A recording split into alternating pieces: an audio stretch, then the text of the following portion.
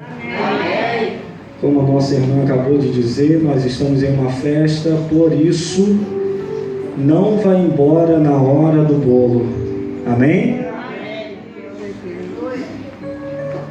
Encontre na sua Bíblia Evangelho de Jesus segundo Marcos, capítulo 11. Evangelho de Jesus segundo Marcos, capítulo número 10, melhor. Capítulo de número 10, versículo 46, que tem como título O Cego de Jericó. Evangelho segundo Marcos, capítulo 10, versículo 46. Desde já eu quero parabenizar os jovens pela realização deste culto, juntamente com a liderança desta igreja. Que Deus vos abençoe poderosamente. Amém. Amém?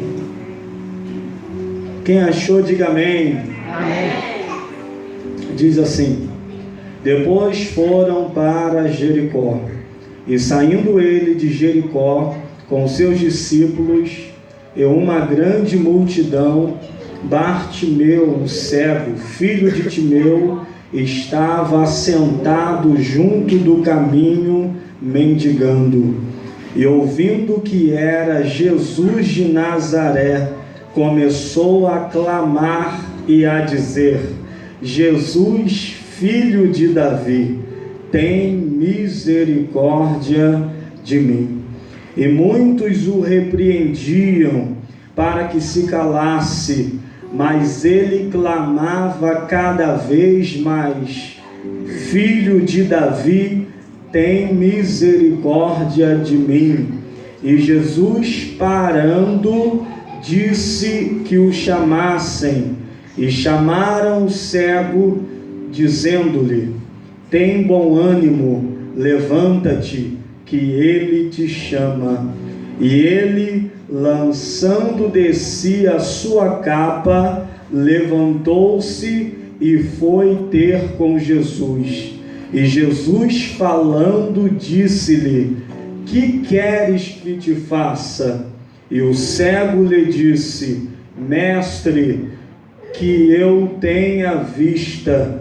E Jesus lhe disse: vai, a tua fé te salvou. E logo viu e seguia-o a Jesus pelo caminho. Amém? Amém. Sente-se com a sua Bíblia aberta, por favor. Quem sabe o tema, o título deste culto? Jesus. Vamos repetir bem bonito. Jesus. O plano perfeito. Jesus é o plano perfeito.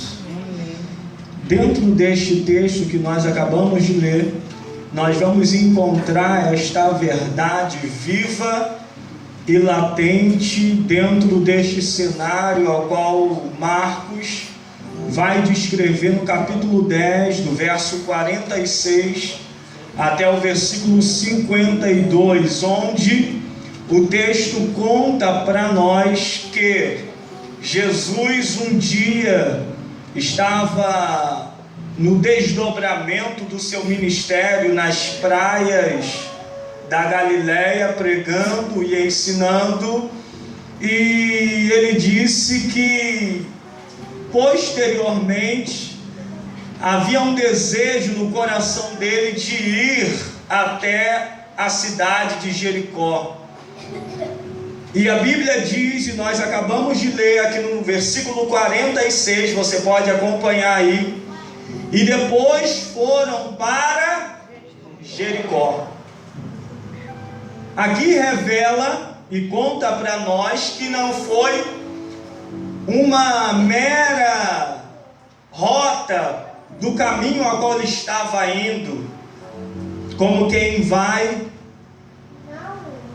para algum lugar tem que passar por outro. Não, Jesus passou por Jericó porque ele decidiu ir a Jericó. ele tinha um plano divino e especial com a cidade de Jericó. Nós vemos que quem foi Jericó, ou quem era Jericó? Jericó, no livro de Juízes, conta para nós que era uma cidade fortificada, uma fortaleza. No livro de Juízes, ou melhor, de Josué, Jericó era o centro econômico daquela época. Porém, quando nós chegamos ao Evangelho segundo Marcos, nos tempos de Jesus, Jericó é uma cidade totalmente diferente da época de Josué. Por quê? Porque logo após que Josué cercou a Jericó, deu aquelas 13 voltas que nós lemos em Josué capítulo 6, e as muralhas vieram abaixo, ele adentra em Jericó, conquista Jericó e lança uma maldição, dizendo que qualquer um que levantasse aquela cidade seria amaldiçoado, de tal maneira que ninguém, em nenhum outro tempo após aquela conquista, conseguiu reedificar a cidade de Jericó. Sendo assim, na época de Jesus, centenas de anos depois, Jericó era uma comunidade onde viviam pessoas excluídas das demais sociedades, das circunvizinhanças ao redor. Jericó era uma cidade onde as pessoas que passavam ali passavam, não ficavam. De tal índice de violência, de miséria e pobreza que estavam instalados na cidade de Jericó. E o que mais me alegra é que Jesus decidiu passar em Jericó. Jesus não era como alguns de nariz empinado que escolhe lugar para pregar ou lugar para cantar. Jesus também foi em Jericó. Jesus foi em Cafarnaum, que havia praias bonitas, praias cheias de coqueiros, lindas.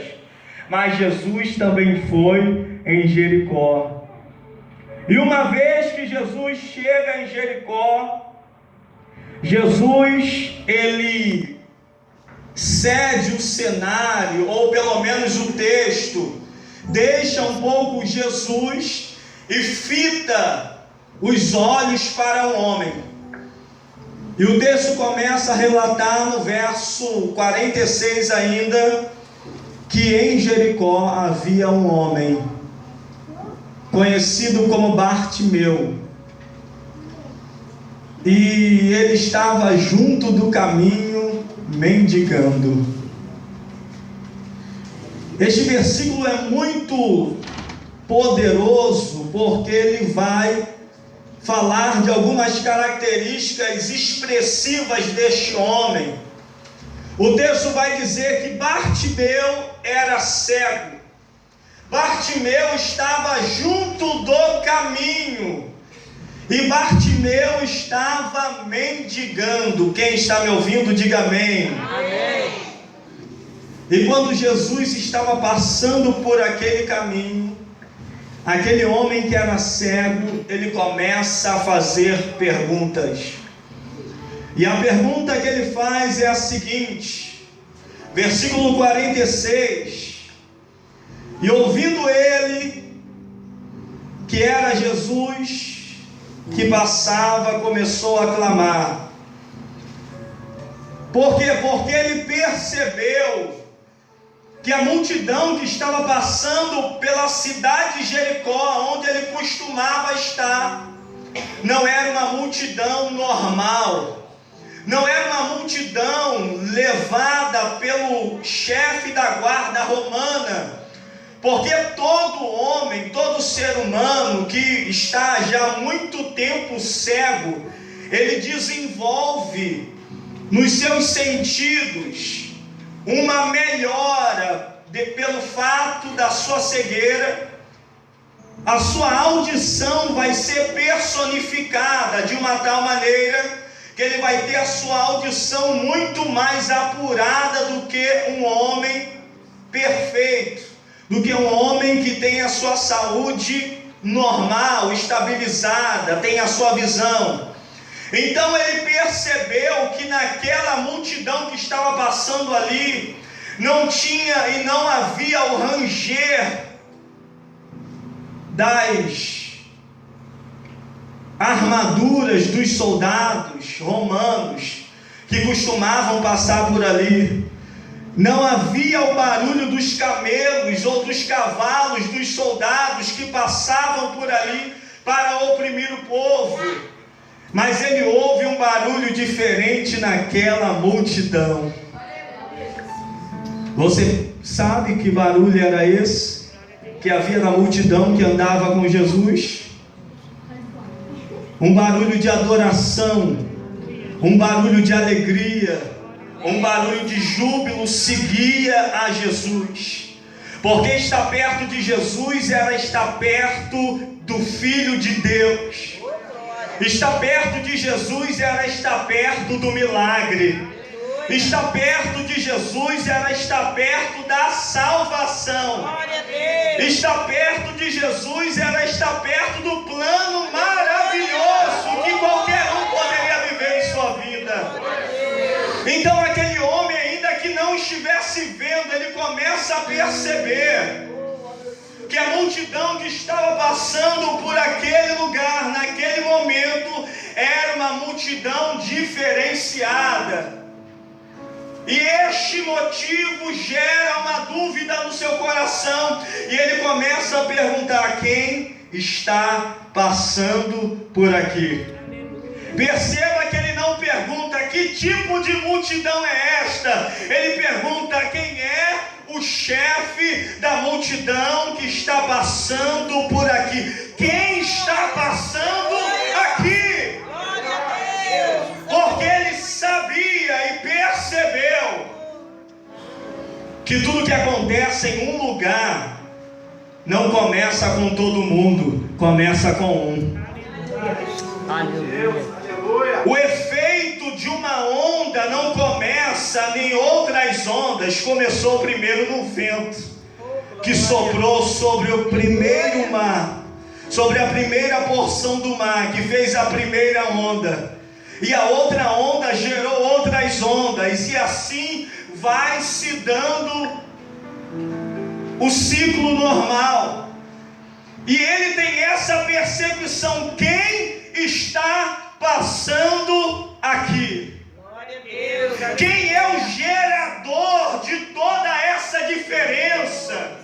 Quem é o gerador de toda esta de todo este diferencial que está acontecendo aqui?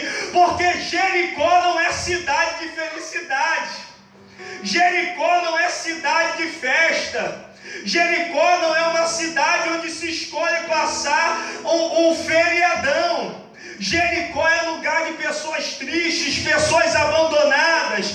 Porém, ele está percebendo que existe alguém que está provocando algo diferente em Jericó. Ele percebeu que quem estava em Jericó naquele dia não era mais um que via defeitos. Quem estava em Jericó naquele dia não era mais um que só via problema. Quem estava em Jericó naquele dia não era mais um que veio para oprimir. Quem estava em Jericó aquele dia não era mais um que veio para usufruir do problema e das fragilidades alheias. Quem estava em Jericó era alguém que era diferente. E ele queria fazer parte desse plano que estava sendo gerado em Jericó.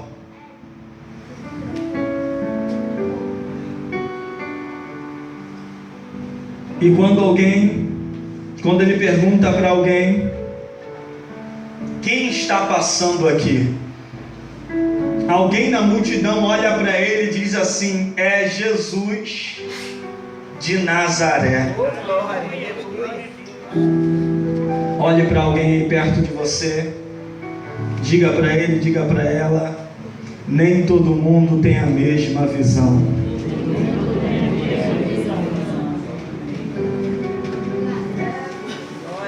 Bartimeu era cego. E quando ele pergunta para alguém na multidão que via, a pessoa que via disse que quem estava passando era Jesus de Nazaré. O que esta pessoa queria dizer? Esta pessoa viu apenas Jesus de Nazaré. Ela estava insinuando a pequenez de Nazaré, a insignificância da cidade de Nazaré. Você lembra de Filipe, que chamou o amigo chamado Natanael para ver o Messias, e ele pergunta: mas da onde que é o Messias? Aí Filipe diz: Jesus é de Nazaré. E o que Natanael responde?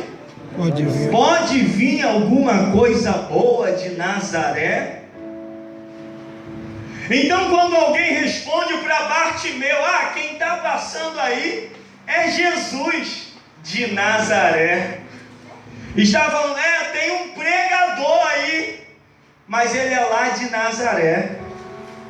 Tem um pastor aí pregando, um evangelista, levando essa multidão, mas ele é de Nazaré, pequenininha, humilde, insignificante, uma das menores porções da terra de Israel. Porém, Bartimeu tinha uma visão diferente. Escute isso, versículo 47. E quando Bartimeu ouviu que era Jesus de Nazaré, começou a clamar e a dizer: Jesus, filho de Davi, tem misericórdia de mim. Na Bíblia chamaram Jesus de alguns nomes. Certa vez chamaram Jesus de filho de Abraão. E quando chamaram ele assim, quem chamou estava querendo dizer que ele era um hebreu puro, um judeu autêntico, sem mistura. Em segundo lugar, chamaram Jesus de filho do homem, que queria dizer que, olha, tu és Deus, mas na natureza humana. Terceiro, chamaram Jesus de filho de Deus. E quando chamaram ele assim, estavam querendo dizer e reconhecer que ele era o único que podia salvar a humanidade. E a única vez, ou melhor, a primeira vez que um homem vai chamar Jesus de filho de Davi é exatamente esse Bartimeu. Ele grita no meio desta multidão: Jesus, filho de Davi. Que revelação era essa que esse cego estava tendo? Preste bastante atenção. Bartimeu estava onde? Junto ao caminho. Junto ao caminho. Do caminho. E tudo que fica junto do caminho, você já percebeu que fica para trás? Tudo que está junto ao caminho fica no esquecimento. Você pega o ônibus e o ônibus anda, e o poste que está junto do caminho vai ficando para trás. As casas que estão junto do caminho vão ficando para trás. Os prédios que estão junto do caminho vão ficando para trás. É por isso que no Evangelho segundo Mateus diz que quando Jesus estava entrando em Jericó, apareceu Bartimeu. E aqui em Marcos diz que quando eles estavam saindo de Jericó, Bartimeu aparece clamando. Ou seja, a multidão estava em constante movimento. E por Bartimeu estar junto ao caminho, ele estava ficando para trás. Porém, o plano perfeito de Jesus não deixa ninguém ficar para trás. Aleluia. O homem nos deixa para trás. O homem nos esquece. Mas Jesus, em seu plano maravilhoso, Ele não deixa ninguém ficar para trás. Aquele homem que estava mendigando junto ao caminho, estava ficando para trás, porém ele percebeu que o plano perfeito de Jesus não depende apenas de Deus. Para que eu faça parte, é preciso uma atitude minha para que eu seja inserido nesse plano maravilhoso. Aleluia. E quando ele percebeu que aquela multidão estava se distanciando, ele começa a clamar. E ele diz: Jesus, filho de Davi. Quando ele disse isso, era como se ele tivesse uma revelação profunda. Por quê? Porque ele teve um reconhecimento muito longe. Ele foi lá na profecia de Gênesis capítulo 3, versículo 15, onde logo após Adão ter pecado e comido do fruto que Deus ordenou que não fosse comido, Deus sentencia a serpente, a mulher, o homem, e libera uma promessa dizendo que da semente da mulher nasceria um, cujo esmagaria a cabeça da serpente. E em Lucas capítulo 1, versículo 32, vai dizer que um dia Gabriel desceu do céu. Quem está me ouvindo, diga amém. Amém. Preste bastante atenção nisso para você entender. Gabriel desceu e foi à casa de uma mulher chamada Maria, e disse: bendita és tu entre as mulheres, e bendito é o fruto do teu ventre. Esse que nascerá de ti será chamado grande, será chamado Filho do Altíssimo. O Senhor lhe dará o trono de Davi, o seu pai. Isso o anjo Gabriel falando de Jesus. E quando ele fala isso para Maria, Maria não entende. Porém, na profecia, o anjo estava dizendo que Jesus continuaria ou daria continuidade ao trono de Davi, o trono perfeito, que nunca mais acabaria.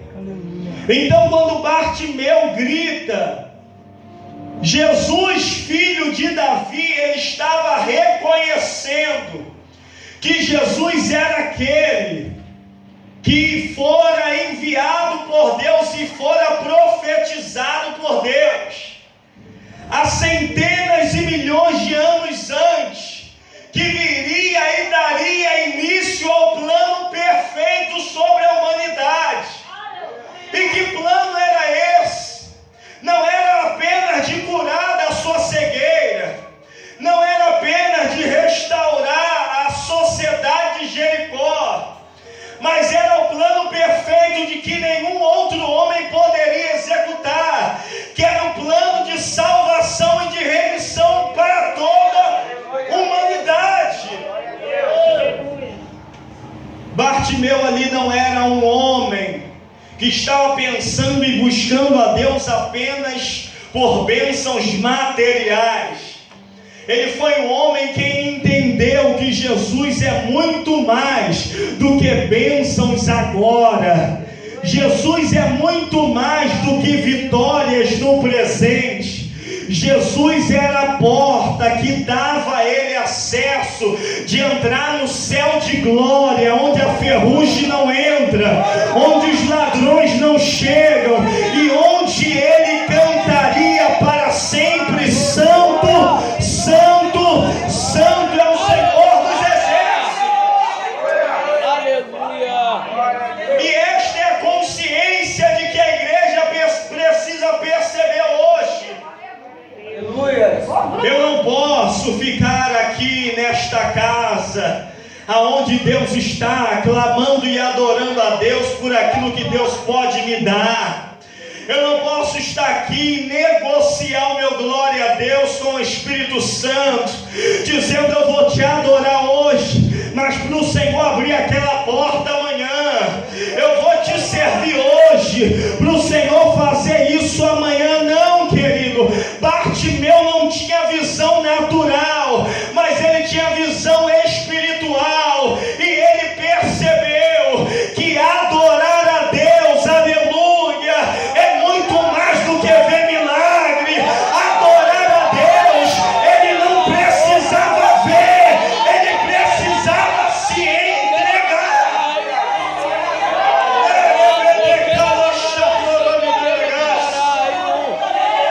O plano perfeito de Jesus existe. Aleluia. O problema é que para muita gente ele não existe. Por quê? Porque muita gente ainda não conseguiu fazer parte desse plano.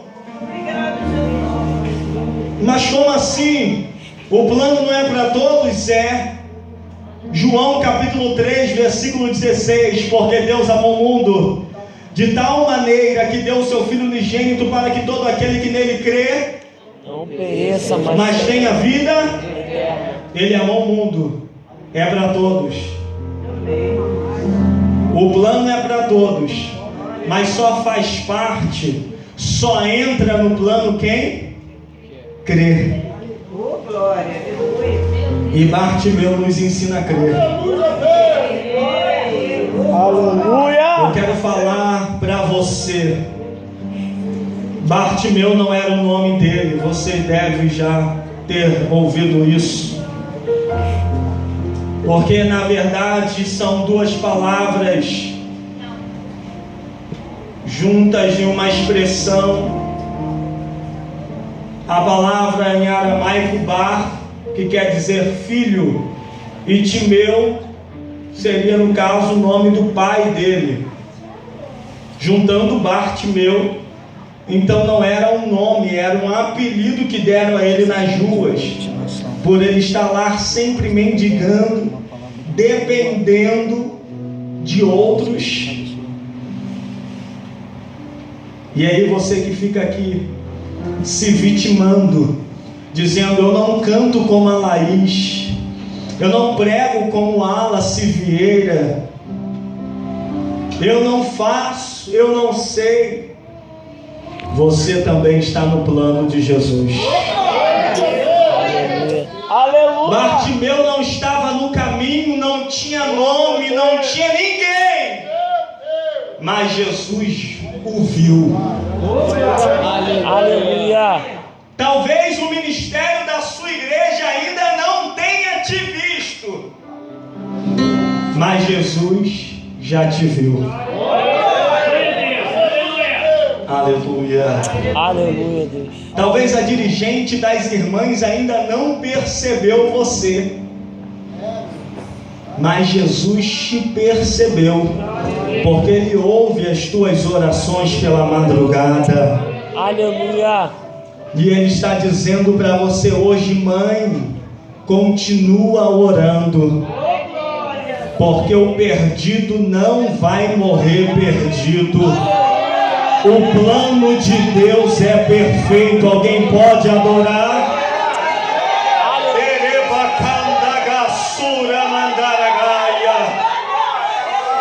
Se Deus disse que Ele iria pregar o Evangelho,